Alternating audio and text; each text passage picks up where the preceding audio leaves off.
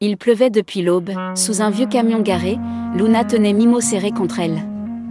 Son pelage roux était mouillé, et ses yeux fatigués guettaient la moindre trace de nourriture ou de danger. Mimo, encore jeune et frêle, tremblait. Son ventre criait famine, mais il n'osait pas miauler, de peur d'attirer l'attention. Luna s'aventura hors de leur abri. Ses pattes s'enfonçaient dans les flaques sales. Elle trouva une croûte de pain détrempée près d'une poubelle. Pendant qu'elle tentait de la tirer, un rat surgit, grogna, et mordit Luna à la patte. Elle recula, le cœur battant, abandonnant le pain, elle rentra, boitant, les yeux pleins de douleur. Mimo lécha sa plaie. Sans rien comprendre, plus tard, un homme passa. Mimo, poussé par la faim, sortit timidement. « Qu'est-ce que tu fais là, petit ?» grogna l'homme, l'air agacé.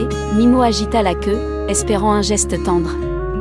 Mais le coup de pied arriva sans prévenir. Propulsé contre un mur, il resta allongé, la patte endolorie. Luna se précipita, le porta presque dans sa gueule jusqu'au camion. La nuit tomba.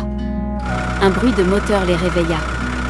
Le camion, sans prévenir, démarra, le sol vibra, et bientôt, l'abri disparut, laissant Mimo et Luna sous la pluie battante, exposés et tremblants. Au petit matin, Luna aperçut une vieille femme distribuant des restes aux chats errants. Elle poussa doucement Mimo devant elle. Le petit avança, maigre et faible, mais la femme ne les vit pas, déjà entourée d'autres chats plus forts. Mimo essaya de miauler, mais sa voix était si faible qu'aucun son ne sortit. Ils restèrent à distance, regardant les autres manger. La blessure de Luna s'infectait. Elle titubait, les yeux vitreux. Mimo, malgré la peur, partit seul chercher à manger. Il trouva un reste de poisson dans un sac éventré.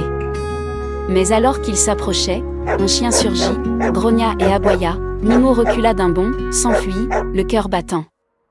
Au lever du soleil, Mimo revint vers sa mère, le ventre vide. Luna était allongée, immobile. Il se blottit contre elle, essayant de la réchauffer, mais Luna ne bougea plus. Mimo miaula doucement, le museau contre son flanc, espérant la réveiller. Seul le silence répondit. Dans un monde indifférent, l'amour maternel reste le dernier refuge. Mais parfois, même le plus pur des amours ne suffit pas contre la dureté de la vie.